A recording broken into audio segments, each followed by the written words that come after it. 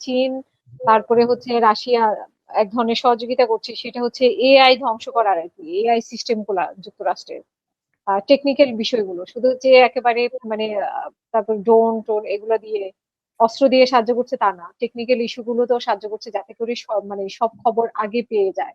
এগুলো আমরা আগের বারও দেখেছি, তো আপনার কাছে একটু বিস্তারিত শুনতে চাই। এআই সিস্টেম মানে যুক্তরাষ্ট্রের এআই সিস্টেম ধ্বংস করা থেকে শুরু করে মানে তথ্যগুলো আদান প্রদান যাতে তাড়াতাড়ি পায় সেই বিষয়গুলোতে চীন যতটুকু সম্ভব আমরা জানি যে চীন সাপোর্ট দিচ্ছে। তো আপনার কাছে আরো যদি তথ্য থাকে please।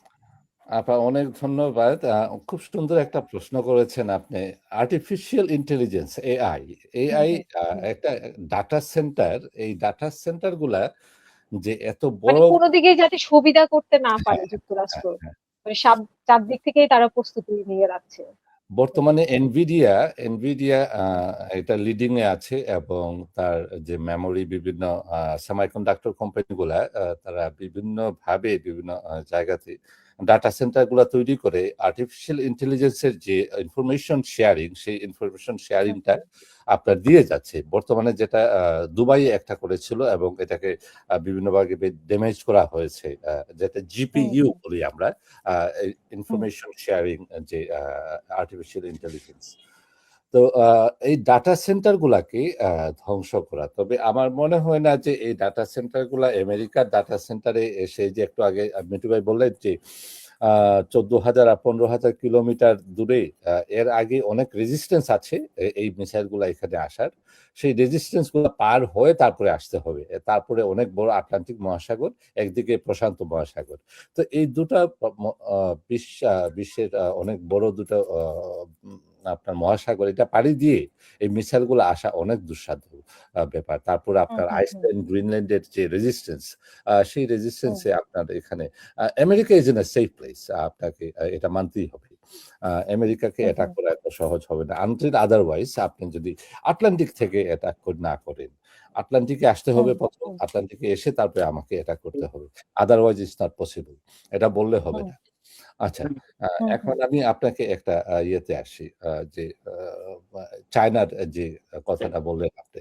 আর্টিফিশিয়াল ইন্টেলিজেন্সের যে সবচেয়ে বড় এই ডাটা সেন্টার গুলা আপনার যেভাবে পাওয়ার যে প্রয়োজন পড়ে, প্রতিটা ডাটা সেন্টারে থাউজেন্ডস অফ মেগাওয়াটস, গিগাওয়াটস এর প্রয়োজন পড়ে একেকটা ডাটা সেন্টারের, এবং সেই বিশাল, বিশাল ডাটা সেন্টার।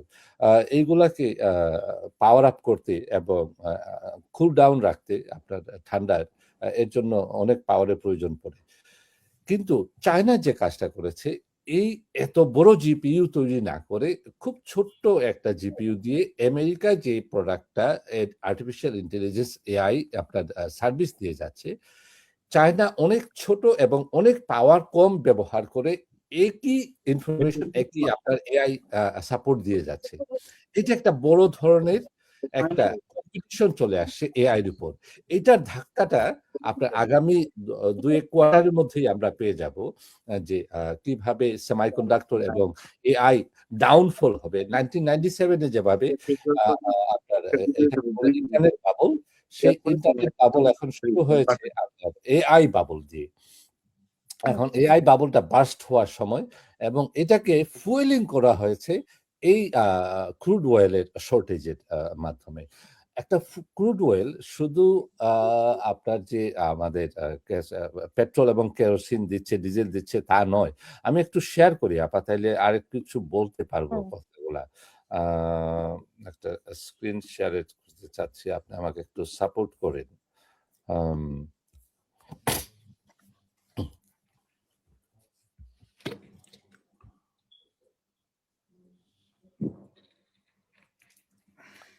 দেখা যাচ্ছে?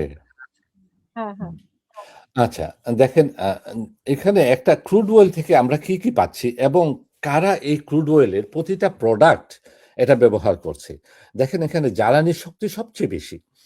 ১ম যে ক্রুড অয়েলের ব্যবহার আমরা পাচ্ছি, যে খুব অল্প টেম্পারেচারে যে রিফাইনারি গুলাতে, এজন্য আমি প্রায়ই বলি আ যে বাংলাদেশে একটা রিফাইনারি তৈরি করা হোক। বিভিন্নভাবে আমরা রাস্তাঘাটে, আপনার হুম বিমানবন্দরে, এখানে ওখানে বিভিন্নভাবে আমরা টাকাগুলো ইনভেস্ট করছি। কিন্তু একটা সত্যিকার অর্থে একটা স্ট্রং রিফাইনারি নাই। অথচ আমরা এই প্রতিটা ফিনিশ প্রোডাক্ট আমাদের ভারত থেকে কিনতে হচ্ছে এবং অন্যান্য দেশ থেকে আমাদের নিতে হচ্ছে আ ফিনিশ প্রোডাক্ট গুলা। অথচ এই ক্রুড অয়েল থেকে প্রতিটা প্রোডাক্ট আমরা পেতে পারতাম। আচ্ছা যাই হোক এটা সরকার বর্তমান সরকার আমি আশা করব এটার উপর একটা গুরুত্ব দিবেন যে এই ফিনিশ প্রোডাক্ট গুলা না কিনে বর্তমানে বাংলাদেশে একটা রিফাইনারি তৈরি করে এই প্রোডাক্ট গুলাকে আমরা আমাদের নিজের রিফাইনারি থেকে যেন প্রোডাক্ট গুলো আমরা ব্যবহার করতে পারি।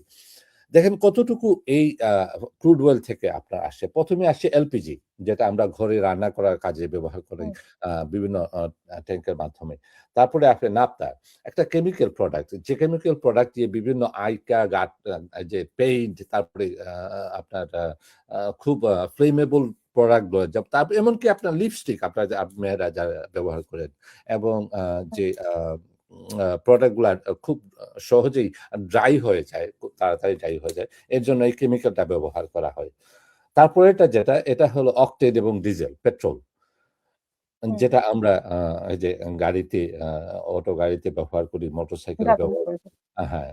তারপরে যেটা আসে এটা ডিজেল, আ আ কেরোসিন এবং ডিজেল। কেরোসিনটা আমরা জেট ফুয়েল এটা বলা হয়। এই কেরোসিনটা এবং জেট ফুয়েল সারা বিশ্বে এখন জেট ফুয়েলের শর্টেজ। এই জেট ফুয়েল হুম, এখন সারা বিশ্বে যার ফলেই আমাদের যে ভাড়া আপনার বেড়ে যাচ্ছে। যে ফেয়ার ফ্লাইটের এখান থেকে ওখানে। তো এটা already European country they are feeling big time. আমেরিকায় যে একটু আগে ফরাদ ভাই বললেন যে আমেরিকা না ফিল করলেও আ যে বহির্বিশ্ব এটাকে খুব বেশি ফিল করছে। এটা আ ইউরোপে সবচেয়ে বেশি ফিল করছে কারণ এই দিয়ে হরমুজ প্রণালী দিয়ে তারপর আপনার সুয়েজ ক্যানাল হয়ে ইউরোপিয়ান কান্ট্রিতে সবচেয়ে বেশি তেল যায়। অথচ এখানে পুরা হরমুজ প্রণালীটা বন্ধ আছে, ব্লকেড করা আছে আমেরিকার দ্বারা এবং ইরানের দ্বারা। ইরানের ল্যান্ডমাইন এবং তাদের যে চুক্তি আইআরজিসি আ সেই আইআরজিসি বলছে যে তাদের বন্ধ করেছে এবং একইভাবে চাচ্ছে আমেরিকাও গত ৩ দিনে আ এই পুরা হরমুজ প্রণালীটা বন্ধ।